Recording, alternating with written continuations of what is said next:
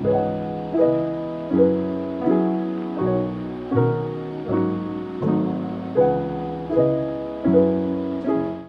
back to another video. Today I'm going to be talking about the books that I read in October.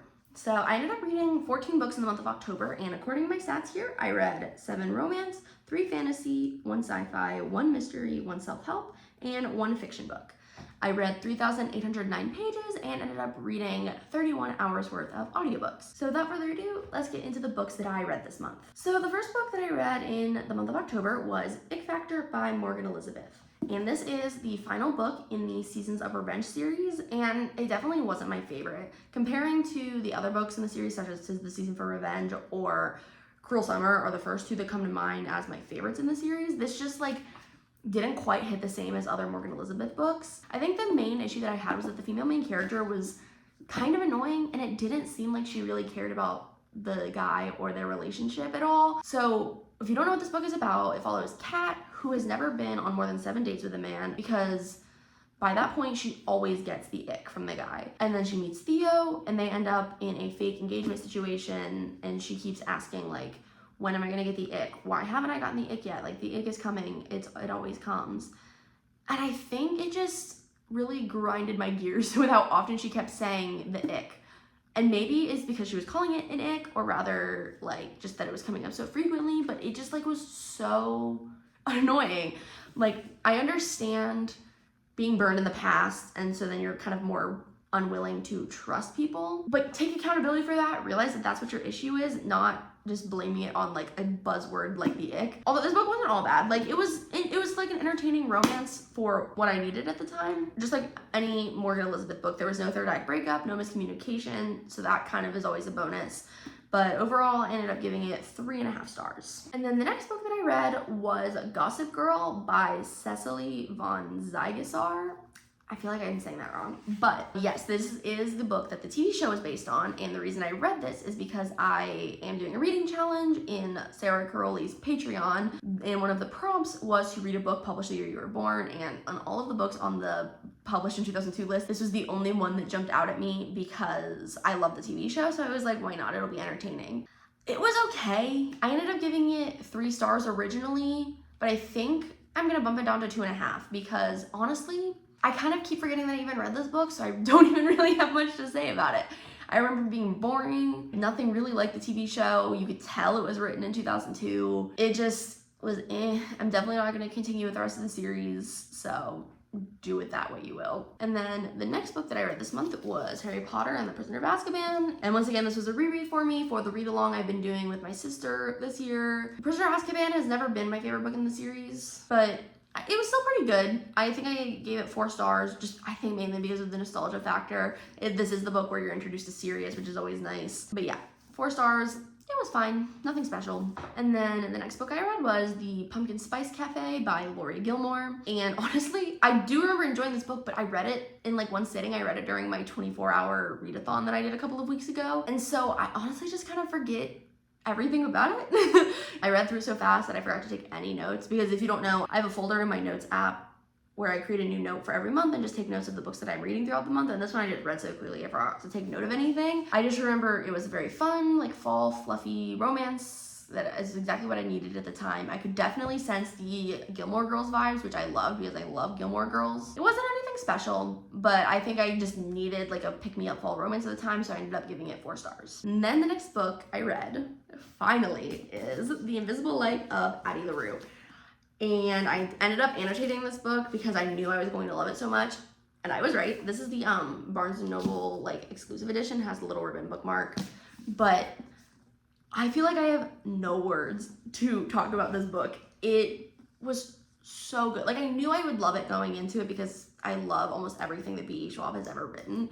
But I was not prepared for how much I was going to love this book. This is probably my favorite book that I've read this year, and I don't know if I'm gonna read anything else that will completely beat out this book in terms of my favorite of the year. I read it in like 2 sittings and could barely put it down. It was just so, it wasn't even like fast paced or anything. It was very like lyrical, flowy writing. It flashes back between 2 perspectives. It wasn't like super fast paced or anything. I think because it was so character driven, it was easy to just keep going because there wasn't a ton of like world building, even though it is like, I guess technically a fantasy. yeah, there wasn't like a ton of world building or anything.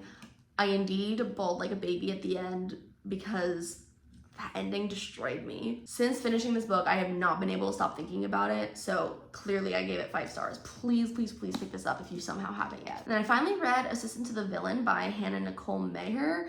After seeing it everywhere on Book Talk and BookTube, my sister finally convinced me to read it, and I listened to it on audiobook. I definitely want to continue with the series, but I probably won't be doing it on audio because, to be honest, the audiobook wasn't my favorite. I don't know if it was the narrator or what, but it just, something felt off the entire time, which I don't know if that stifled my enjoyment of it, because I did end up giving it 4.5 stars. Story-wise, I loved this book, but I do fear that I might have docked off that half a point because of the audiobook. Like, there were just like weird pauses. The character's voice felt like it wasn't like flowing right. I don't know.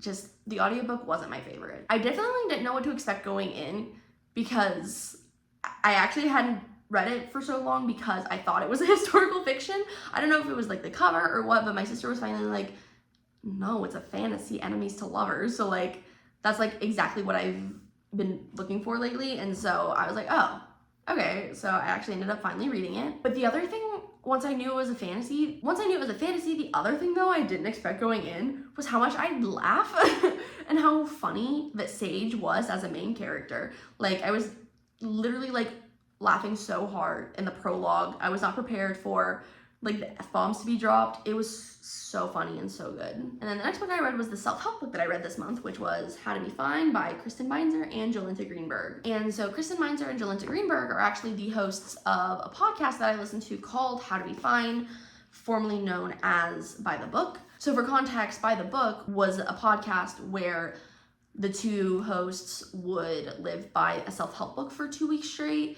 And so then they ended up writing How to Be Fine about the lessons that they learned while living by those self-help books. And it was just a fun little read. I was curious about their thoughts because, you know, they've lived by a ton of self-help books. And so as someone who loves the podcast, this was quite a fun read. I didn't rate it because I just feel like I don't end up rating nonfiction or self-help books. I don't know why, because there's nothing really to rate, I guess. I don't know, didn't rate it. Then the next book I read was Still Beating by Jennifer Hartman.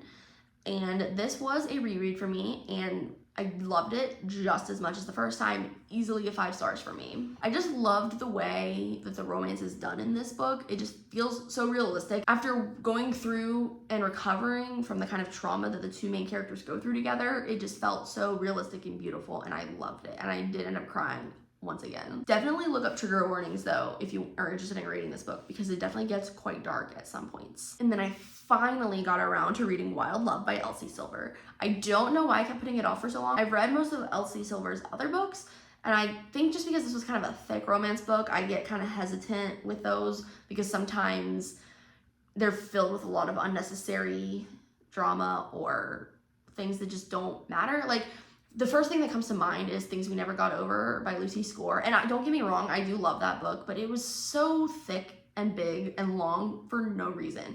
Like, most romance books don't need to be over 500 pages like that. The only exception, in my opinion, is Mariana Zapata. I love her books and her slow burns. But that's not what we're talking about. We're talking about Wild Love. This was like the perfect romance for me. I ended up giving it 4.5 stars. Just because it wasn't quite in that tier of like absolute favorite romance books of all time, but still so good. Nothing was dragged on, and it felt like there was no unnecessary like drama or anything like that. There's definitely an interesting concept or trope that I'd never seen before, because going into it, I was under the impression that it was like single dad, which it kind of is. It's about, I forget the main characters' names. I'm horrible about remembering main characters' names. The male main character finds out that when he donated his sperm at like 19 so he could get money to go to a concert, a couple used his sperm to have a daughter, and this daughter then comes and finds him because her dad had died recently, and so her mom fell into a depressive episode, and so she wanted some help. And so the whole book follows this girl, I think her name's Cora, her mom in a mental health facility while she lives with her dad for no, it's not for the summer because she ends up going to school. And then the female main character, I think she is around to be like an assistant and nanny for the male main character. She moves back home after not going to Rose Hill forever. Anyway, that concept just was such a twist on the single dad trope that I really liked. And then the next book I read was Praise by Sarah Kate. Once again, a reread for me. Still not my favorite in the series, but I am glad I ended up rereading it because this is the one I've reread the least in the series just because it's not my favorite. And it kind of gave me a new appreciation for it, having read the rest of the series now. And it was just a fun time to go back to see how it all began. And just like the first time I read it, I ended up giving it 4 stars. And if you don't know what this book is about, the whole series follows this BDSM club. But this first book follows Charlie, who is mistaken for a call girl by Emerson, who turns out to be Charlie's ex's dad. It has so much more romance in the plot than you'd expect based on that summary though, and I highly recommend this whole series. And then I read Paint It All Red by Addie. This is the final book in the Mindfuck series and was also a reread for me. So for the reading challenge I mentioned earlier, another one of those prompts was to read a book by an author that's already deceased, and that was like the first book that came to mind, and it's a short read, so I was like, why not?